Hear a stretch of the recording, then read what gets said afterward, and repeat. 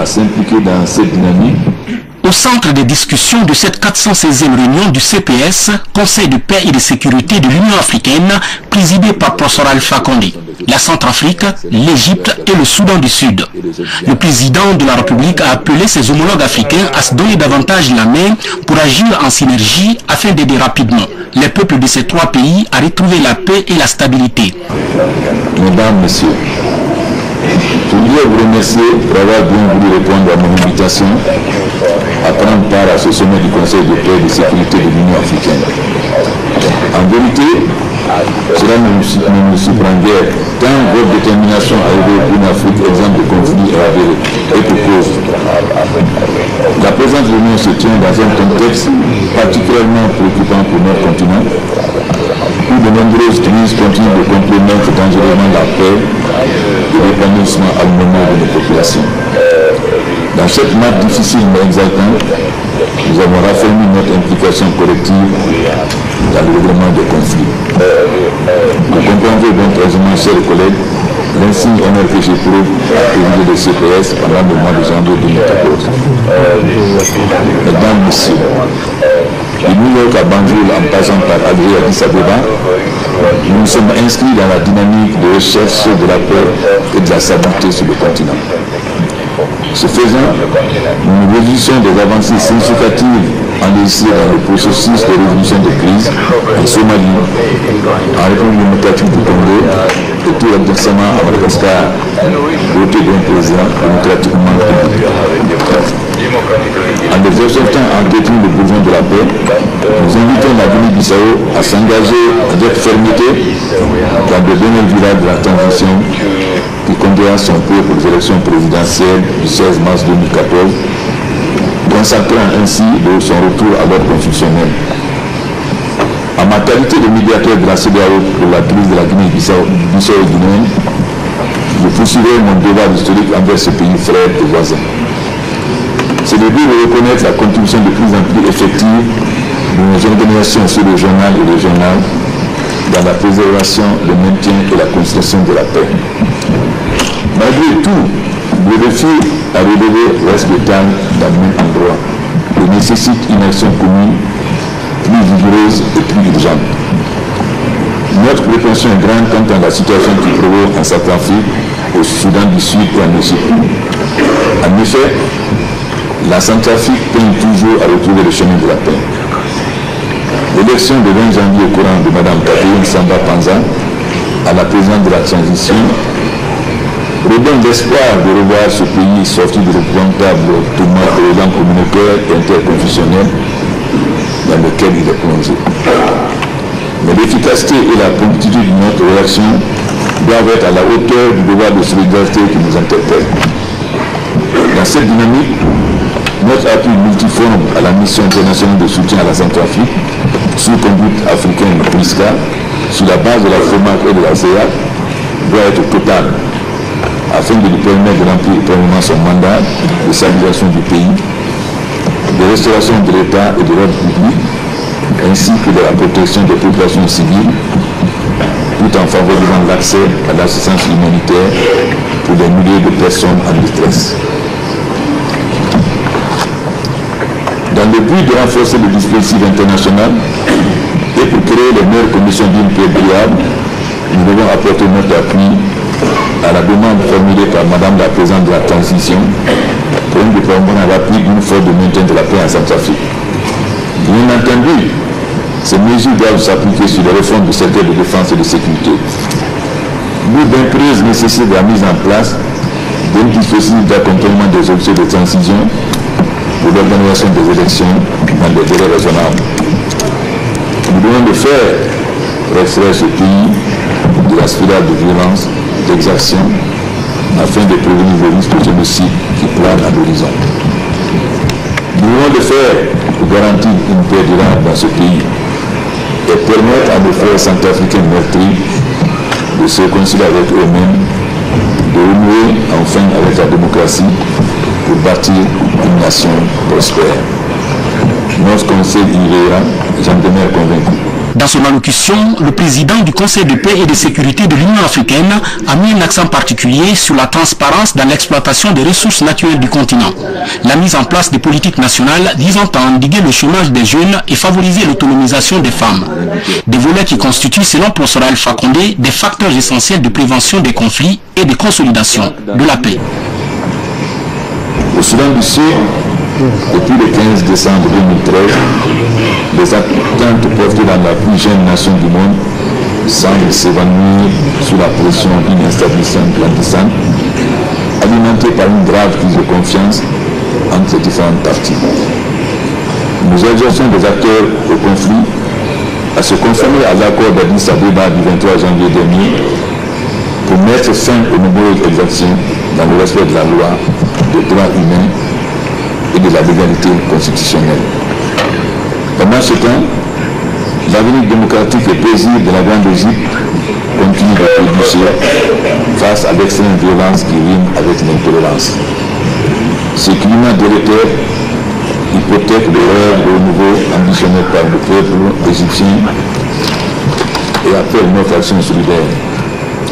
J'en parlerai après la présentation du rapport du panel de haut niveau mis en place par le CPS.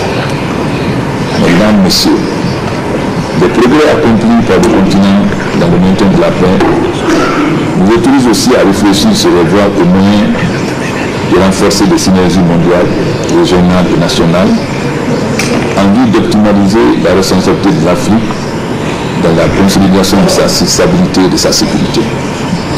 C'est pourquoi, tirant les leçons de la situation récente au Mali, véritable motif de fierté dans le règlement collectif des crises, le CPS a pris conscience de la nécessité d'instaurer un partenariat nouveau, flexible, pragmatique et équilibré, sur la base de la proximité et d'une meilleure connaissance du terrain, afin que les préoccupations de l'Afrique soient dûment prises en compte dans la communauté internationale, en particulier le Conseil de sécurité des Nations Unies et l'Union européenne. L'objectif étant de mieux harmoniser les moyens logistiques, alléger les barrières socio-culturelles, coordonner l'action des organisations régionales et celle des partenaires extérieurs engagés dans la vie commune en faveur de la paix. Le moment est venu, chers frères et sœurs, de finaliser l'organisation de l'architecture africaine de paix et de sécurité AFSA sur le fond du respect des droits de l'homme, de la consolidation de la démocratie et de la bonne gouvernance, indispensable à la prévention et au règlement des conflits. C'est pourquoi nous saluons la mise en place d'une capacité africaine de réponse immédiate aux crises qui permettra à l'Afrique de répondre immédiatement aux situations d'urgence sur décision politique. Il est évident que le contrôle et la transparence dans l'exploitation des ressources naturelles, la mise en place de politiques nationales visant à endiguer le chômage des jeunes et favoriser l'autonomisation des femmes constituent des facteurs essentiels de prévention des conflits et de consolidation de la paix. Nous devons tout mettre en œuvre pour assurer notre souveraineté par l'accroissement du niveau de financement au sein du continent et marquer ainsi notre leadership dans la gestion des crises qui secouent notre espace. C'est là en effet notre centralité première et nous appartient de l'assumer. Nous nous réjouissons des bonnes dispositions de la communauté internationale à s'impliquer dans cette dynamique qui constituera un levain pour lutter contre le terrorisme, les changements anticonstitutionnels du gouvernement, la résurgence des rébellions, la prolifération illicite des armes, la piraterie et l'insécurité maritime, sans oublier le trafic de drogue. Mesdames, Messieurs, assurément, cette réunion du CPS au niveau des chefs d'État nous ancre dans l'irréversible chemin de l'affermissement de l'image du continent, décidé à prendre à main son destin. Elle nous offre l'opportunité de renforcer notre position commune dans le cadre d'un partenariat fécond et équilibré avec la communauté internationale, en vue de permettre à chacun de jouer sa partition dans la sauvegarde de la paix et de la sécurité internationale, condition essentielle à l'épanouissement général de l'humanité. Quant à vous, chers frères, Haïlé Mariam Desalegn, Premier ministre d'Éthiopie, le formidable travail accompli durant votre mandat traduit votre foi en l'Afrique et l'attachement de votre pays aux valeurs profondes de notre continent.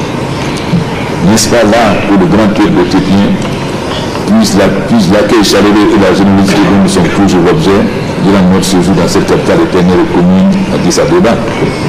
Chers collègues, au moment où s'achève la présidence guinéenne du CPS du mois de janvier 2014, la ferme conviction m'habite que la gravité et la complexité de la situation politico-sécuritaire du continent ne sauront altérer notre détermination à faire de notre organisation ce formidable outil qui nous permettra d'approfondir sans cesse le sillon de notre indispensable solidarité.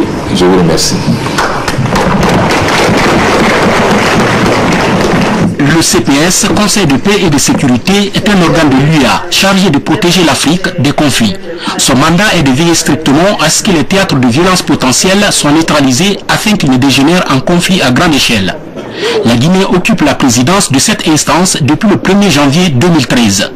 Le pays vient de mériter encore de la confiance des dirigeants africains pour un deuxième mandat. Un véritable retour de la Guinée au sein de la grande famille de la communauté internationale. Après les travaux à huis clos de cette 416e réunion du CPS entre toutes ces personnalités sur la situation en Centrafrique, au Soudan du Sud et en Égypte, le président du CPS déclare: Le Premier ministre de l'Algérie nous a déjà informé que l'Algérie va mettre à la disposition des troupes des avions gros porteurs. Et nous nous félicitons de cela. Et nous avons lancé un appel à l'Angola et à l'Afrique du Sud pour qu'ils fassent le même. Nous demandons aussi qu'on apporte un apport logistique et financier à la ministère pour la renforcer davantage. Et aussi, il y a des questions humanitaires. Nous nous félicitons de l'aide apportée par l'Union européenne et par les États-Unis. Et nous souhaitons surtout que le 1er février, la réunion de donateurs donne un très bon résultat. Nous apportons notre soutien total à la nouvelle présidente. Une mission des Nations Unies va se rendre le début février à Bangui. Nous souhaitons que les Nations Unies accélèrent leur appréciation afin que très rapidement une résolution puisse être votée pour que le moment venu, la MISCA soit remplacée par le maintien de la paix. Concernant la situation au Sud-Soudan et en Égypte, professeur Alpha Condé indique: En ce qui concerne le Soudan, nous avons apprécié le rapport présenté par le panel présidé par Alpha Condé, et nous encourageons nos frères à respecter les accords signés dernièrement à Addis Abeba. Mais nous avons tenu à réaffirmer dès le départ que la condamnation ferme des changements anticonstitutionnels, bien que ça ait été fait dans les différentes déclarations. Nous avons tenu quand même à la demande de l'Ouganda de l'insérer dans les différents rapports. Concernant l'Égypte, nous souhaitons que la réconciliation de tous les fils de l'Égypte se fasse rapidement à travers les élections présidentielles et législatives. Et nous allons continuer à suivre la situation de l'Égypte à travers le panel présidé par Alpha Condé. Donc, pour l'essentiel, nous sommes tous tombés d'accord sur la nécessité que l'Afrique se prenne en charge, d'accélérer la mise en place des moyens militaires qui nous permettront de faire face, et aussi d'assurer nous-mêmes le transfert logistique grâce aux pays qui ont des moyens logistiques. Ce qui n'explique pas que nous acceptons la coopération des autres pays, mais c'est l'Afrique qui doit être d'abord devant et les autres viennent en appoint. Je crois que c'est l'essentiel, monsieur le commissaire, si je ne me trompe pas. Les jours à venir, ces dirigeants africains qui ont parlé aujourd'hui d'une même voix ici à Addis Abeba agiront pour soutenir les peuples centrafricains, sud-soudanais et égyptiens à retrouver très rapidement la paix et la stabilité.